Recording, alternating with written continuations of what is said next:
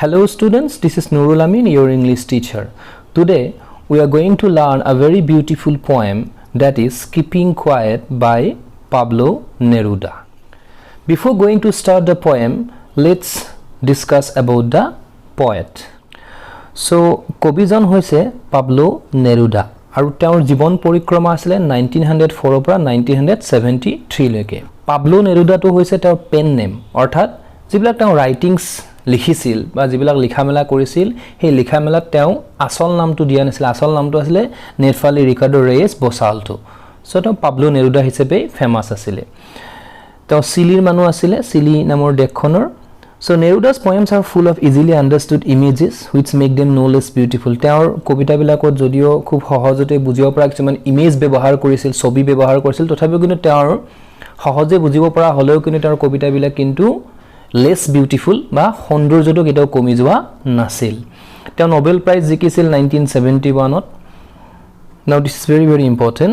In this poem Neruda talks about the necessity of quiet introspection. Okay, quiet মানে আমি জানো silent, introspection মানে হৈছে self examination, self observation, self analysis যি বুলি কওঁ আমি বা আত্মানুসন্ধান, নিজকে পৰীক্ষা কৰি চোৱা, নিজকে বিচাৰ কৰি চোৱা. আৰু এইটো quiet introspection ওপৰত তেওঁ গুৰুত্ব দিছে and creating a feeling of mutual understanding among human beings. মানুহৰ মাজত এটা পাৰস্পৰিক যিটো বুজাবুজিৰ যিটো অনুভৱ আৰু মানুহৰ যিটো সেলফ এনালাইসিস বা কোয়েট ইন্ট্ৰস্পেকশন, এই দুটা বস্তুৰ ওপৰত বেসিক্যালি এই কবিতাটোত কৈছে. ওকে, বিফোৰ ইউ ৰিড আমাক ইয়া দুটা প্ৰশ্ন কৰিছে. What does the title of the poem suggest to you? So এই পোয়েমটোৰ টাইটেলটো হৈছে কিপিং কোয়েট, মনে মনে থাকি পিনে কি হ'ব সেইটো কথা আমি পোয়েমটোত পঢ়িলে পাম. What do you think the poem is about? এই কবিতাটো কিহৰ ওপৰত লিখা হৈছে এইটো কথা মই ক'লোৱে অলৰেডি. সো এই দুটা প্ৰশ্নৰ ওপৰত তোমালোকক গুৰুত্ব দিব দিছে. So let's discuss the poem in detail. Now we will count to 12 and we will all keep still. Still মানে হৈছে silent. কবিয়ে কৈছে যে আমি সকলোৱে 12 লৈকে গণিম. এতিয়া এই 12টো কি? 12টো ঘড়ীৰ কাটা কথা কৈছে নে 12টো 12টা মাহৰ কথা কৈছে? হেতুটা আমাক ইয়াতে ক্লিয়াৰলি কোৱা নাই. তেওঁ এটা সাসপেন্সত ৰাখিছে. আমি যি বুজু তাৰমানে হেতু বুজি ল'ব পাৰো. আসলতে মই ইয়াতে 12 লৈকে গণাটোই বুজিছো বাৰু. সো আমি 12 লৈকে গণিম আৰু তাৰ পিছত আমি সকলোৱে all the people in the world will all keep still. আমি মনে মনে থাকিম. For once on the face of the earth মানে হৈছে on the surface of the earth মানে পৃথিৱীৰ উপৰিভাগত আমি এবাৰ কি নকৰিম, let's not speak in any language. কোনো ভাষাতে আমি কথা নাপাতো, হি লাগিলে হিন্দীয়ে হওক, অসমীয়া হওক, বেংগলী হওক, বড়ো হওক, যিয়ে নহওক. কোনো মানুহে কি নকৰিব, মানে কথা নকব, কথা মানে মানুহে বন্ধ ৰাখিব. Let's stop for 1 second. 1 second মানে এটা অলপ সময় বুজিছে, অলপ সময়ৰ কাৰণে আমি সকলোৱে কি কৰিম, ষ্টপ হৈ থাকিম, একো নকৰো, একো নকওঁ. And not move our arms so much, আৰু আমাৰ হাত আমি কি নকৰো, বেছি লৰচৰ নকৰো. এতিয়া আমি আমাৰ হাতখন বিভিন্ন ধৰণে আমি ব্যৱহাৰ কৰো. আমি লিখা মেলাত ব্যৱহাৰ কৰো, খোৱাত ব্যৱহাৰ কৰো, আমি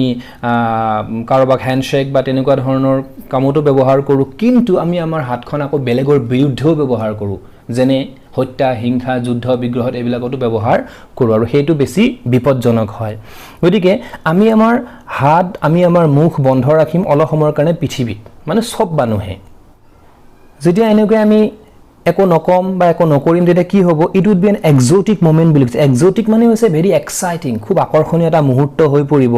উইদাউট ৰাছ, মানুহৰ লৰা ধপৰা নাথাকিব. মানুহে যেতিয়া নিজৰ হাত ভৰিয়ে মানে হেৰি নকৰিব, ব্যৱহাৰ নকৰিব, চ' মানুহে লৰা ধপৰা নকৰিব. উইদাউট ইঞ্জিনছ মানে ইয়াতে মেচিন বুজাইছে, অল দ্য মেচিনছ,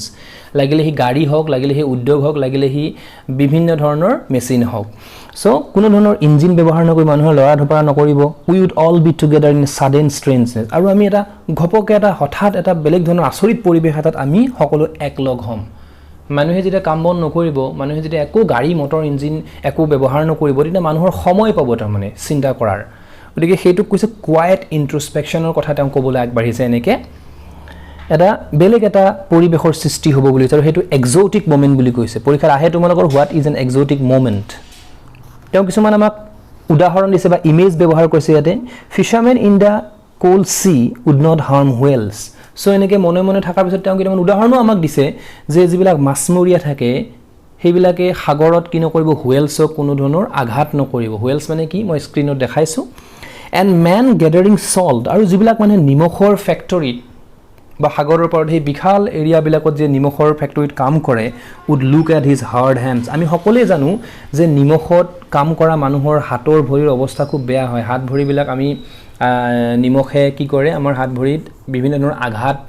নিমখটো অলপমান বেলেগ ধৰণৰ বস্তু মানে হাত চাত ফুটাই পেলাই বুলি কৈছে স্কিন এৰাই দিয়ে গতিকে যিবিলাক মানুহে এনি টাইম কাম কৰি থাকে তেওঁলোকে অন্তত কাম যেতিয়া নকৰিব তেওঁলোকে নিজৰ এই আঘাত নিজৰ ঘাবিলাকৰ মানে কথা চিন্তা কৰিবলৈ সময় পাব ইমান যে লৰা ধপৰা এনি টাইম কৰি থাকে তেওঁলোকে আনকি নিজৰ আঘাতৰ কথা নিজৰ কষ্টৰ কথাও চিন্তা কৰিবলৈ সময় নাপায় বেলেগৰ কথা কি চিন্তা কৰিব সো সেই কাৰণে তেওঁ আমাক সাইলেন্ট হ'ব কৈছে তেওঁ আমাক নীৰৱতাত থাকিবলৈ কৈছে সেলফ এনালাইসিস কৰিব কৈছে এইবিলাক হৈছে এটা উদাহৰণ জাস্ট এনেকৈ আৰু বিভিন্ন কামত বিভিন্ন মানুহে নিজকেই আত্মানুসন্ধান কৰিবলৈ এটা সময় পাব বা সুবিধা পাব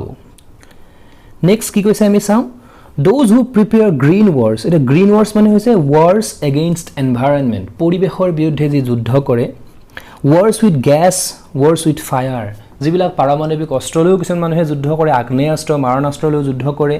victory with no survivors এনেকুৱা জয় যুদ্ধৰ জয় যি যুদ্ধত কোনো জিয়াই নাথাকি বুলি কৈছে would put on clean clothes আৰু সেইবিলাক মানুহে যিবিলাক মানুহে পৰিবেশৰ বিৰুদ্ধে যুদ্ধ কৰে মানে গছ হাবি জংগল কাটি উদ্যোগ বনায় যিবিলাক মানুহে পাৰমাণৱিক অস্ত্ৰ ব্যৱহাৰ কৰি বিপক্ষ দলক বা নিজৰ দলৰ মানুহৰ মৃত্যু ঘটায় সেই মানুহবিলাকে আজি কি কৰিব would put on clean clothes মানে ইয়াতে আমি জেনাৰেলি লিটাৰেলি আমি বুজি পাওঁ যে সফা কাপোৰ কিন্তু ইয়াতে হেতু বুজোৱা নাই কি বুজাইছে এটা নতুন দৃষ্টিভংগী এটা ল'ব তেওঁলোকৰ মনটো এটা লেটাৰা দৃষ্টিভংগীৰ পৰা আঁতৰাই যুদ্ধ বিগ্ৰহৰ পৰা আঁতৰাই তেওঁলোকে এটা সুন্দৰ শান্তিপূৰ্ণ দৃষ্টিভংগী এটা তেওঁলোকে ল'ব আৰু কি কৰিব and walk about their brothers বুলি কাক কৈছে সেই সকল মানুহক যাৰ হতে তেওঁলোকে এটা শত্ৰুতাৰ ভাৱ মানে মনত ভাবি থাকে শত্ৰু বুলি ভাবি থাকে সেইবিলাক মানুহক তেওঁলোকে নিজৰ ব্ৰাদাৰ্ছ বুলি ভাবিব নিজৰ ভাই বুলি ভাবিব আৰু তেওঁলোকৰ লগত কি কৰিব হাতে হাত ধৰি খোজ কাঢ়িব যুদ্ধ বিগ্ৰহৰ পৰা আঁতৰি থাকি in the shade doing nothing এনে শেড মানে বুলি ক'লে আমি গছৰ ছাঁ বুজাওঁ ইয়াতে পিচফুল প্লেচ বুজিছে শান্তিপূৰ্ণ ঠাইত একেলগে থাকিব য'ত নেকি যুদ্ধ বিগ্ৰহ নাথাকিব য'ত কোনো হাই হাল্লা হাই উৰুমি নাথাকিব হত্যা হিংসা নাথাকিব এণ্ড ডুইং নাথিং একো নকৰে কেৱল চিন্তা কৰিব শান্তিপূৰ্ণ ঠাইত বহি শান্তিপূৰ্ণ ঠাইত তেওঁলোকে নিজকেই চিন্তা কৰিব সেলফ এনালাইসিস কৰিব সেলফ ইন্ট্ৰস্পেক্ট কৰিব যে আমি আসলতে পৃথিৱীখনত কি কৰিছো এজনে আনজনৰ বিৰুদ্ধে কেৱল যুদ্ধ কৰিছো এজনে আনজনৰ বিৰুদ্ধে কেৱল মৰামৰি হত্যা হিংসা লুণ্ঠনত আমি জড়িত হৈ আছো সো এইবিলাকতেও সেলফ ইন্ট্ৰস্পেক্ট কৰি তেওঁ নিজকে কি কৰিছো আমাক চাব দিছে সো এইখিনি কথা আমি পালো তাৰ পিছত কি পাইছো আমি চাওঁ এতিয়া এই যে তেওঁ ক'লে যে পৃথিৱীত মানুহে নিজৰ হাত ভৰি নচলাব কোনো কথা নাপাতিব যুদ্ধ বিগ্ৰহ নকৰিব এইটোৰ দ্বাৰা কি বুজাইছে কোনোবা হেতু ভাবিব পাৰে যে এনেকৈ আমি যদি কথাই নকওঁ আমি যদি নিজৰ হাত ভৰি ব্যৱহাৰ নকৰোঁ আমি দেখোন অলমোষ্ট মৃত্যুৰ নিচিনাই অলমোষ্ট উই আৰ ডেড এনেকুৱাই হ'ব কিন্তু সেইটো কথা ক্লিয়াৰকৈ কৈছে what I want should not be confused with total inactivity মানে একদম কমপ্লিটলি মানে ইনএক্টিভ যেটো ডেড বুজায় যে মই কি বিচাৰিছো মই কি বুজাব বিচাৰিছো সেইটোৰ দ্বাৰা কনফিউজ হ'ব নালাগে যে মই মৃত্যু বুজাইছো মানুহে কথা নকব মানুহে হাত ভৰি ব্যৱহাৰ নকৰিব মানুহে একোৱে নকৰিব কোনো কাম নকৰিব সো এইটো অলমোষ্ট পৃথিৱীখন ধ্বংস হয় বুজাব মৃত্যু হয় বুজাব কিন্তু কবিয়ে কৈছে যে মই সেইটো বুজোৱা নাই টোটাল ইনএক্টিভিটি বুজোৱা নাই মই ডেড বুজোৱা নাই life is what it is about জীৱন যেনেকুৱা হি তেনেকৈ চলি গৈ থাকিব I want no track with death. Yet word meaning to say no track with death. মানে association with death. মই মৃত্যুৰ হৈতে কোনো সম্পৰ্ক বিচৰা নাই যে মই পৃথিৱীখন শেষ হৈ যোৱাটো বিচৰা নাই মই মানুহৰ মৃত্যু বিচৰা নাই অলপ এটা দীঘলীয়া লাইন আমি পঢ়িবলৈ চেষ্টা কৰিম এইখিনি if we were not single minded আমি যদি ইন্ডিভিজুৱেল নহলুহেঁতেন আমি যদি ব্যক্তিকেন্দ্ৰিক নহলুহেঁতেন আমি যদি self সেন্টাৰ্ড আত্মকেন্দ্ৰিক নহলুহেঁতেন about keeping our lives moving আমাৰ জীৱনটো আগুৱাই নিয়াৰ ক্ষেত্ৰত and for once could do nothing আৰু যদি অলপ সময়ৰ কাৰণে আমি যদি একো নকৰিলো হেতেন perhaps a huge silence might interrupt this sadness কোনটো sadness of never understanding ourselves and of threatening ourselves with death তেওঁ কৈছে যে মানুহৰ মনত আজি এটা সাংঘাতিক এটা sadness এটা দুখ এটা আশ্ৰয় লৈছে সেই দুখটো কি যে আমি আনকি নিজকে বুজি নাপাওঁ আমি কিয় ইমান পৃথিৱীত ব্যস্ততাৰ এটা জীৱন আমি যাপন কৰি আছো কিয় পৃথিৱীত আমি এজনে আনজনক পিছ ফেলাই এজন ওপৰলৈ যাব বিচাৰিছে কিয় পৃথিৱীত আজি এজনে আনজনক ঠেলি হিচি আগুৱাই যোৱাৰ কথা চিন্তা কৰিছে এইবিলাক কথা মানুহক কি কৰিছে আসলে দুখৰহে বেছি আশ্ৰয় দিছে আৰু মানুহে কি কৰে threatening ourselves with death মই কেৱল নিজেই আগুৱাই যোৱাৰ এটা যি আজি মনত এটা ইচ্ছা হৈছে যে মই জীয়াই থাকিলে হ'ব মোৰ আশেপাশে মানুহবিলাকৰ কথা মই চিন্তা কৰাৰ কোনো সময় নাই এই কথাবিলাকে কি কৰিছে মানুহক এটা ডিপ্ৰেছনলৈকে লৈ গৈছে হতাশালৈ লৈ গৈছে কেনেকৈ সাপোজ মই পইচা ইনকাম কৰিছো হয় বা ৰামে পইচা ইনকাম কৰিছে হয় কিন্তু তেওঁৰ কেতিয়াবা যদি সমস্যা আহিছে সেই সমস্যাবিলাক কাৰো ওচৰত শ্বেয়াৰ কৰাৰ কাৰণে তেওঁৰ উপযুক্ত বন্ধুৰ অভাৱ হৈছে উপযুক্ত মানুহৰ অভাৱ হৈছে আৰু যেতিয়া মানুহে নিজৰ সমস্যা কাৰো আগত শ্বেয়াৰ কৰিব নোৱাৰে তেতিয়া মানুহ ডিপ্ৰেছনত গুচি যায় সেই ডিপ্ৰেছনত মানুহে আত্মহত্যা কৰিবলৈ বাধ্য হয় আৰু সেই কাৰণে কৈছে আমি যদি সিঙ্গল মাইন্ডেড নহয় আমি যদি সমাজকেন্দ্ৰিক হলুহেতেন আমি যদি সকলৰ লগত মিলি জুলি আগুৱাই যোৱাৰ কথা চিন্তা কৰিলোহেতেন আমাৰ এই জীৱনত দুখটো নাথাকিলেহেতেন কোনটো দুখ যে আমি এজনে আনজনক বুজি নাপাওঁ আৰু ইয়াৰ ফলত কি হৈছে আমি মৃত্যুকহে আশ্ৰয় দিছো আসলতে যদি তেওঁ মোক চিনি নাপায় মই তেওঁক চিনি নাপাওঁ মানে কি আসলতে এজনে আনজনৰ বিপদত আমি কাকো সহায় নকৰিম বৰঞ্চ আমি কি কৰিম এজনে আনজনক মাৰিবলৈ এজনে আনজনক বিপদত ঠেলি দিবলৈ হে আমি উদ্যত হম গতি ইয়াৰ ফলত আমি কি কৈছো আসলতে মৃত্যুৰ হৈতেহে বেছি আসলতে মুখামুখি হৈ গৈ আছো আৰু এই বস্তুটো আমি কেনেকৈ নোহোৱা কৰিব পাৰিম বুলি কৈছে এটা মিউচুৱেল আন্ডাৰষ্টেণ্ডিংৰ জৰিয়তে যে আমি ব্যক্তিকেন্দ্ৰিক নহয় যদি আমি সকলোৱে একেলগে আগুৱাই যোৱাৰ কথা চিন্তা কৰো তেতিয়ালে পৃথিৱীখন বৰ ভাল হ'ব বুলি কৈছে সমাজখন বৰ সুন্দৰ হ'ব বুলি কৈছে গতিকে কবিতাটোত কোৱাৰ নিচিনাকে যে কিপিং কোৱাইট মনে মনে থাকি আমি এইবিলাক সেলফ ইন্ট্ৰস্পেক্ট কৰি নিজকে আত্মানুসন্ধান কৰি নিজকে সেলফ এক্সামিন কৰি আমি এই দুখৰ পৰা পৰিত্ৰাণ পোৱাৰ কাৰণে চেষ্টা কৰিব লাগি বুলি কবিয়ে কৈছে Perhaps the art can teach us as when everything seems dead and later proves to be alive এতিয়া এইখিনি কথা বুজাৰ আগতে মই তোমালোকক এটা বস্তু ক'ব বিচাৰিছো যে আমাৰ সিজন থাকে spring summer autumn and winter থাকে উইন্টাৰ কালত বিশেষকৈ ফেব্ৰুৱাৰী মাৰ্চ মাহত আমি যেতিয়া দেখা পাওঁ যিখিনি পচোৱাৰ সময় সেইখিনি সময়ত গছ-গছনি যিবিলাক পাত থাকে সেই পাতবিলাক হালধীয়া হয় একেবাৰে হৰি যায় এনে লাগে যেন গছজোপা মৰি গ'ল আৰু গছজোপা একেবাৰে নঙঠা হৈ গ'ল আৰু ভাবিলো গছজোপা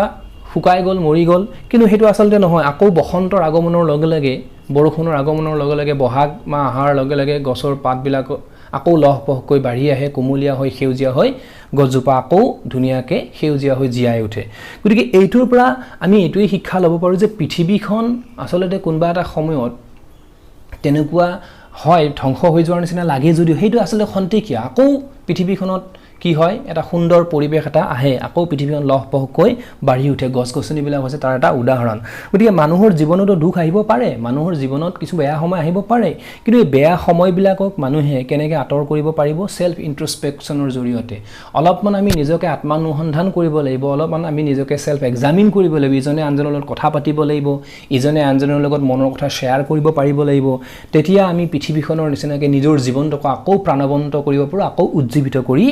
জিয়াই তুলিব পাৰো বুলি কৈছে আৰু সেই কাৰণে কৈছে যে পৃথিৱীখনে আমাক শিকাব পাৰে যে পৃথিৱীত সকলো শেষ হোৱা যেন লাগে কিন্তু আসলতে নহয় পৃথিৱীখন আকৌ এলাইভ হৈ উঠে আকৌ সজীৱ হৈ উঠে শেষত তেওঁ কি কৈছে now I will count up to 12 এতিয়া মই 12 লৈকে গণিম এণ্ড ইউ কিপ কোৱাইট আৰু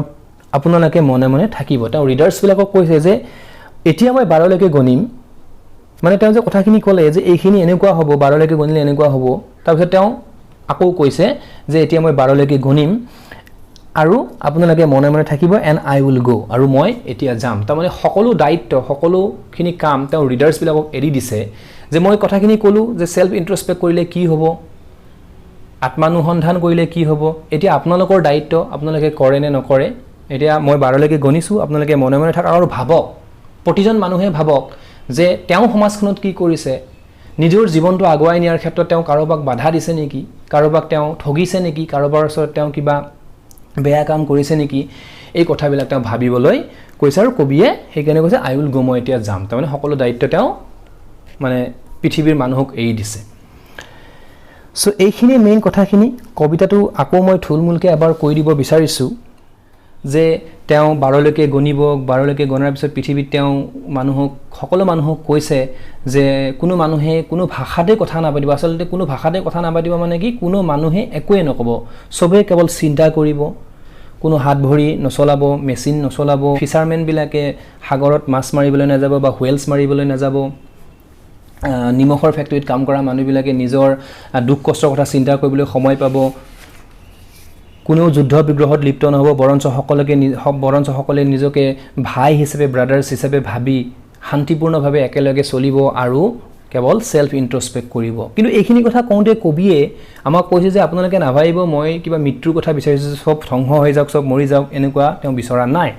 তেওঁ কৈছে যে মই মৃত্যুৰ হৈতে কোনো কথা বিচৰা নাই বৰঞ্চ আমি জীৱনটো যেনেকুৱা আমাৰ চলি থাকিব কিন্তু আমাক কৈছে যে আমি সেলফ সেন্টাৰ্ড নহয় কেৱল ব্যক্তিকেন্দ্ৰিক বা ইন্ডিভিজুৱেল নহয় আমি সমাজ কেন্দ্ৰিক যদি হ'বলৈ চেষ্টা কৰোঁ আৰু অলপ সময়ৰ কাৰণে আমি যদি চিন্তা কৰিবলৈ বিচাৰো যে আমি দেখোন আসলতে দুখক প্ৰশ্ৰয় দিছো এজনে আনজনৰ কথা চিন্তা নকৰি এজনে আনজনৰ কথা নাভাবি আমি আসলতে দুখক এটা স্যাডনেছৰ মাজত দিয়াই আছো আৰু সেই স্যাডনেছটোৱে আমাক কেতিয়াবা মৃত্যুৰ মাজলৈ লৈ যাব পাৰে বা লৈ গৈ আছে বুলি কৈছে আৰু এই মৃত্যুৰ পৰা বাচিবলৈ আমি কি কৰিব লাগিব পৃথিৱীত মিউচুৱেল আন্ডাৰষ্টেণ্ডিং মানুহৰ মাজত এটা বুজাপৰা যিটো এটা পৰিবেশ সেইটো গঢ়ি তুলিব লাগিব আৰু কৈছে যে পৃথিৱীখনৰ পৰা আমি আসলতে শিকিব পাৰো পৃথিৱীখন কোনবা এটা সময়ত ধ্বংস হৈ যোৱা যেন লাগে পৃথিৱীৰ গছগছনি বা পৃথিৱীৰ যি পৰিবেশ শুকান যেন লাগে বা পৃথিৱীৰ সকলো গছগছনি যেন মৰি গৈছে কিন্তু নহয় আসলতে বসন্তকাল আহাৰ লগে লগে বৰষুণৰ আগমনৰ লগে লগে পৃথিৱী আকৌ কি হয় সজীৱ হৈ প্ৰাণৱন্ত হৈ আকৌ জিয়াই উঠে গতিকে তেওঁ শেষত কৈছে যে মই এতিয়া 12 লৈকে গণিম আৰু আপোনালোকে দায়িত্ব লওক আপোনালোকে মনে মনে থাকক আৰু আপোনালোকে এই সেলফ ইন্ট্ৰস্পেক্ট কৰক আৰু ভাবক কি কৰিছে আপোনালোকে পৃথিৱীখনত সো এইখিনি মেইন কথাখিনি একেবাৰে শেষত মই এটা কথা তোমালোকক দেখুৱাই দিব বিচাৰিছো ইয়াত কৈছে ট্ৰাই দিস আউট বুলি পিনে চুজ এ কোৱাইট কৰ্নাৰ মানে একদম নীৰৱ ঠাই এটুকুৰা বিচাৰিব দিছে বা সুপৰ ফালে এণ্ড কিপ ষ্টিল ফিজিক্যালি আৰু তোমালোকক কি কৈছে শাৰীৰিকভাৱে একদম ষ্টিল সাইলেন্ট হৈ থাকিব দিছে এণ্ড মেন্টেলি আৰু মানসিকভাৱেও সাইলেন্ট হৈ থাকিব দিছে ফৰ এবাউট 5 মিনিটস কিমান সময় 5 মিনিট সময় do you feel any change in your state of mind এতিয়া এই 5 মিনিট সময় যে তোমালোকে লৰচৰ নকৰিবা বা একো নকবা তোমালোকে কিবা চেঞ্জ পাইছানে নিজৰ মাজতে তনে কবিয়ে কৈছে তোমালোকে সেলফ ইন্ট্ৰস্পেক্ট কৰা মানে কবিয়ে কৈছে যে তোমালোকে সেলফ ইন্ট্ৰস্পেক্ট কৰা আৰু ভাবা যে তোমালোকে কি কৰি আছা আসলতে এজনে আনজনৰ লগত ভাল ব্যৱহাৰ কৰিছানে এজনে আনজনক কেতিয়াবা সহায় কৰিছানে বা কাৰোবাৰ বিপদত কাৰোবাক সহায় কৰিছানে বা কাৰোবাক বিপদলৈ ঠেলিছানে এনেকুৱা বিভিন্ন কথা চিন্তা কৰিব দিছে ইয়াত 4টা কোৱেশ্চনছ দিছে এই কোৱেশ্চনছ কিটা মই বাৰু অন্য এটা ক্লাছত ডিসকাস কৰিম উইথ সাম এডিশনাল কোৱেশ্চনছ সো মৰমৰ ছাত্ৰ ছাত্ৰীসকল আশা কৰিছো তোমালোকে পয়েন্টটো বুজিছা আৰু যদি কিবা বুজি নোপোৱা আছে তেতিয়ালে তোমালোকে কমেন্ট কৰি জনাবা তে আজিলৈ আহিছো তোমালোকৰ ভাল হওক ধন্যবাদ